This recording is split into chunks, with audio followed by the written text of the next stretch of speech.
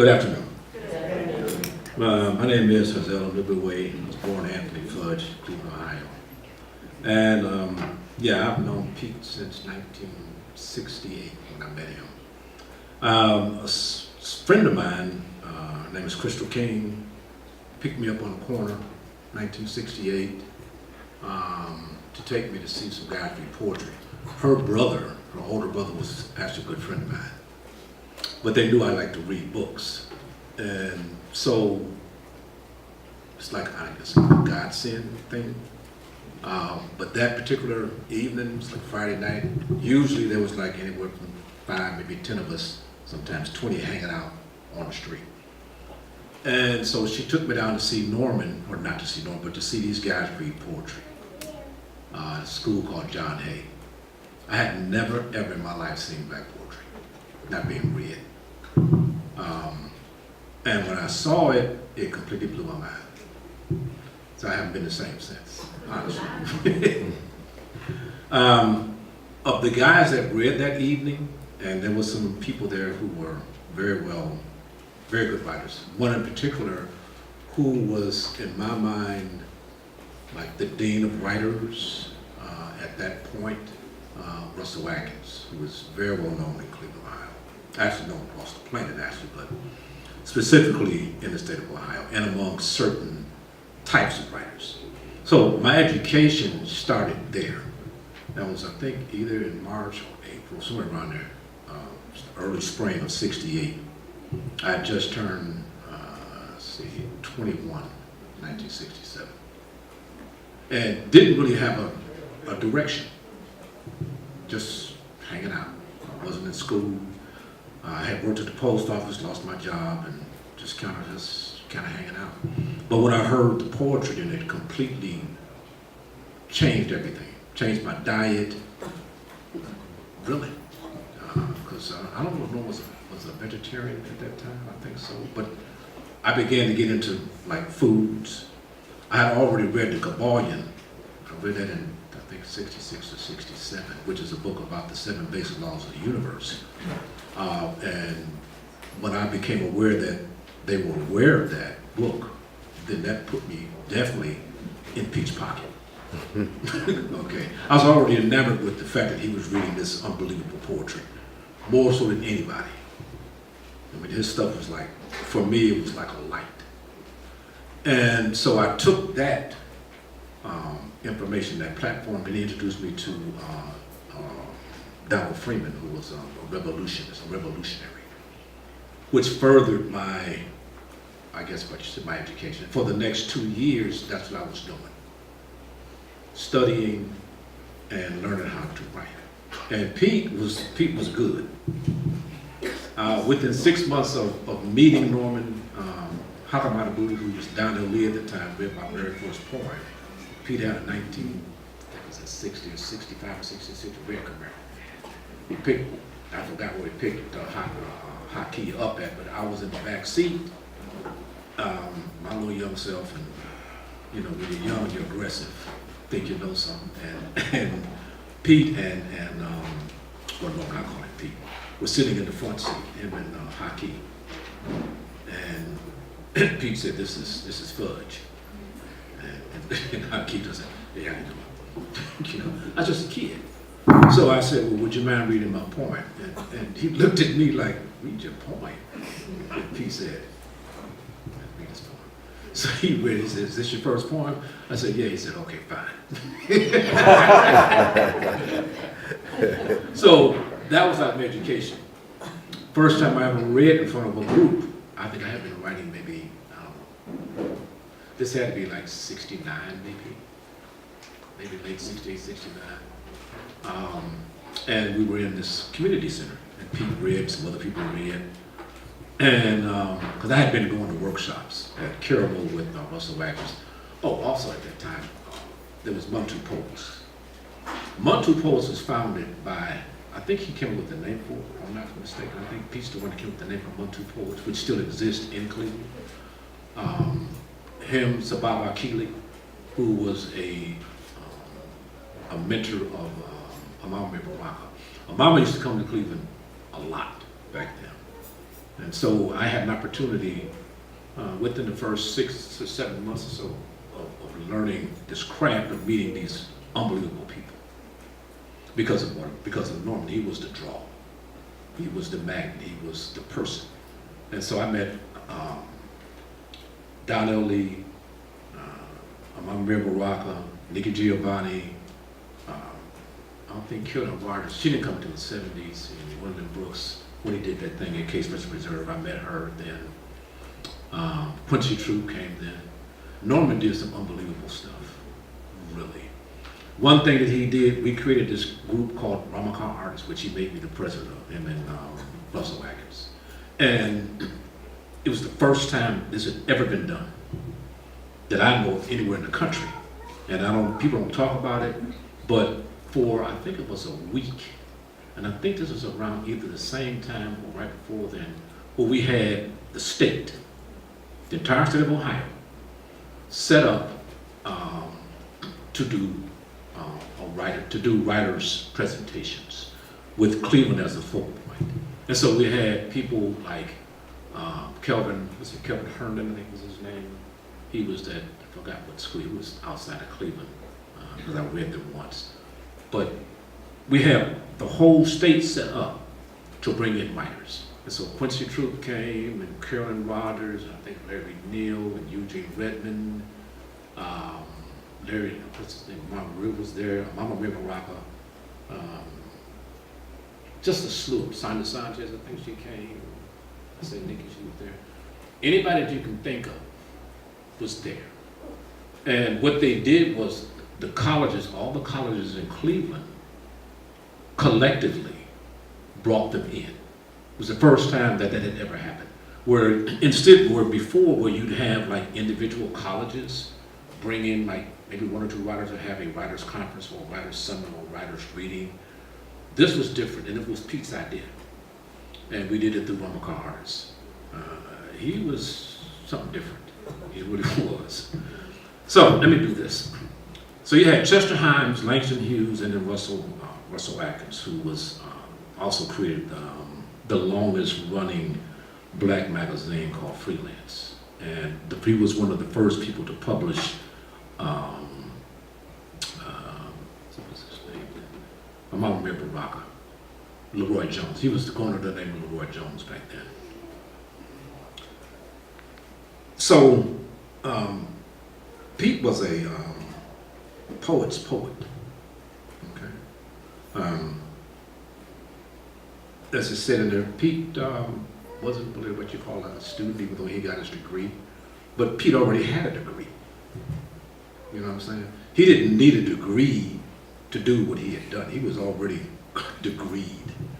The people he had influenced, myself, his brother up in New York, Robert Fleming, who is now a very well-known writer, Art Nixon. I mean, there's got to be maybe 10 of us that came out of Cleveland, out of that group of writers that he influenced. Absolutely amazing.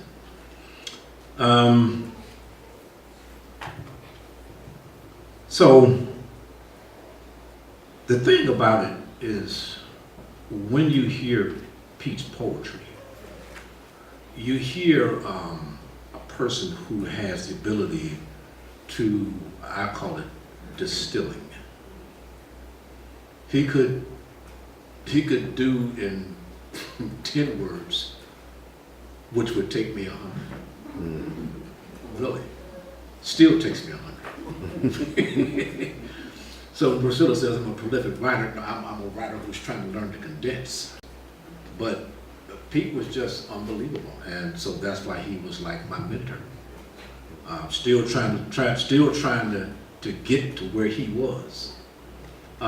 Something else that to me is very, very important is Norman, to me, out of the writers who came out of that 60s group, and which is another issue, you have the Harlem Renaissance in the 30s, 40s, and that carried on up into like the 50s, maybe some of it to the 60s, with the beat poets and that stuff. But that transition, as it died out, you had the new breed of writers that came into reality, that came into into the forefront of things, and they were much more fiery, those writers that came through the 60s. But Pete, even though the things that he said were fiery, they were more conscious. The term I think they use nowadays among young people is like conscious, people being conscious. But Pete's other element was that it was spiritual. And this was the thing that separated him from all the other writers. He was the one who was, to me, the spiritual writer. Other people were writing things that were good for the 60s, for a movement.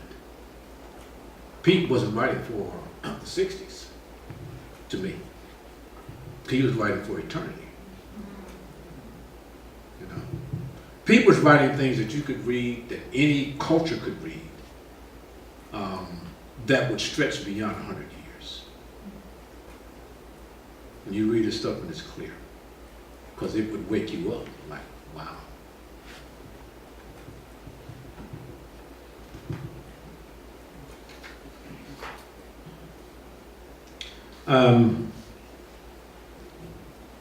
This is just an excerpt where he says we worship different heroes now since we stopped reading the newspaper. Start. It's mind-bending. Because you're talking about communication. And so when you can distill something down to that reaches beyond generations, and it reaches beyond the locale. But the other thing is it does is it inverses and transverses the nation. It runs into other cultures. Because anybody who's in any type of struggle, which all people are when you deal with governments, right? When you put the newspaper down, which is educating and teaching you a certain type of a format or methodology of thinking, then you're on a different tangent. And that's what I mean about Pete being on a different tangent. I think probably like Hafiz and Rumi, when you read their poetry, it's not, Islamic. It's not Persian. It's human. It goes beyond their location. It's like reading The Prophet by Khalil Gibran, or any great work of spiritual worth. Because when a person gets to the point where their consciousness raises to the point where it's like a tree, you can't imagine a creation without a tree. It's not possible. And so certain poets, when they're writing, if they have the right insight, if they have the ability to perceive, which Pete did in abundance, then you're able to produce that type of material which lifts not just the person's consciousness, but it lifts the person. If that makes sense. And I think that's what Pete did. He lifted me and he lifted a lot of people. So, let's read some poetry. And with the Muntu poets, we used to say, let's Muntu. Which meant, let's get at it. This book that I'm going to read out of is called Pouring Shade. Pouring Shade, and in the film he was talking about how a poet, and I do believe that poets are born, like real singers, like Prince and Michael Jackson and people. There's certain people, Michael Jordan, people are born to do certain things. Now what you do with it, if you find that you have a particular talent, what you do with it is another matter. Okay? But if you have the discipline, and it takes discipline, and if you're patient, then you can work that craft to the point where you can manifest those things, those thoughts that allow people to kind of like glimpse what you saw. And so what the writer is doing is trying to get the reader to be the observer over his shoulder, his or her shoulder, to see or to actually enter into the mind, to see what it is that you saw as a writer or as a person, like a musician does that.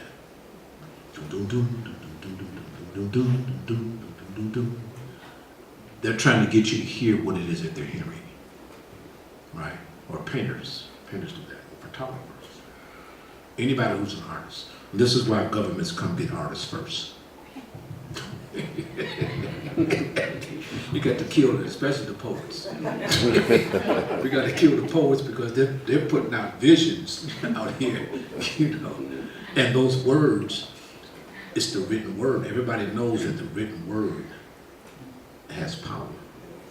What your mom and daddy said to you when you was a child, especially if it was painful, you don't forget it. You might forget the pain of that spanking. Well, we used to get whippings. you know, whip me, mama. Got to get a whip. I switch. Okay.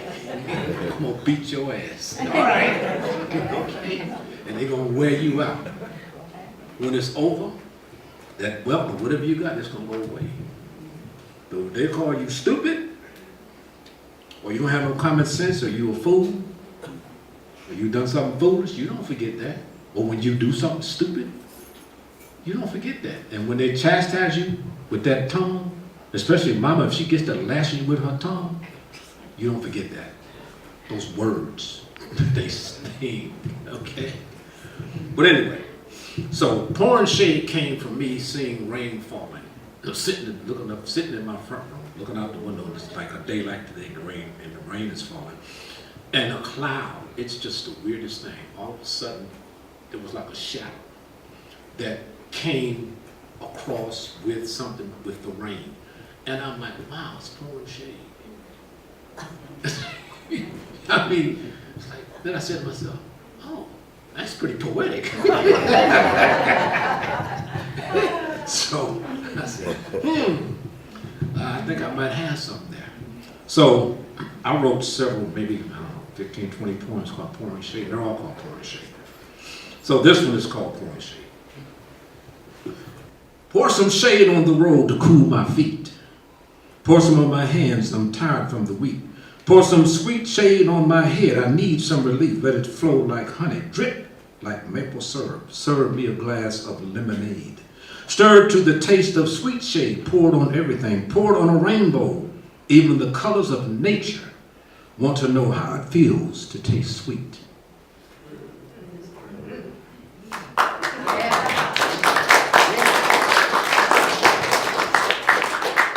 Pete did inspire me because he used to tell me, when you write, don't write for now or use now, but use it in a way that it extends. This is called bait. If you have done harm to anyone, walk, don't run. Let God catch you. Only God can save your soul. If a man orders you to harm anyone, walk away from that man. Pray that the people trapped in a nation of pain lift the tombstones engraved on their faces. Put your feet on the road of the unshackled and stand still. Let God catch you. My dear ones, don't you know that it is God that has been chasing you? Stop walking and talking. Life is the line tossed into a sea we call living. We are the bait, God is the hook. Let him catch you. Let her highest celebrate the saving of another soul. Peace and peace and peace. Wow. Under a different society, probably might not be a bad thing, right? But in this world, no. Folks run you down, come to your house, you know, abuse you, attack your children, photograph you. Are you serious? That's what you want? Yeah, okay. Give me mine after I'm gone. This is called Port of New Orleans. This is in 4 parts, but I'm going to read just the first one. Do you remember the stories by the old people? Did you ever talk to them when they were alive? Their eyes, cameras catching images. Invisible people revealing things like spies. Willie's boy, a defiant slave, a back tattooed by a whip, screams echoing down the cycles of time, blood of the people spilling on the ground. After freedom come, the bayou claimed him. Deep in her murkiness and shadows, magical things to come, the trees' rings held stories. Whispered in his head, anguish was his energy. He saw visions of defiance. He wanted his enemy dead. He took an axe, a chisel, and a hammer. He struck wood.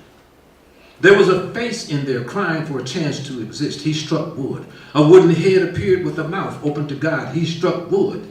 A body came out and 2 sparrows singing a tune. He struck wood. It became a dinner table with the family undivided, eating as one. The old people remembered the wagon, wooden heads and bodies up to no good, bent in unlikely positions. Willie's boy left them at the port of New Orleans, blood-stained, grotesque figures of former masters. He hoped it scared them to death.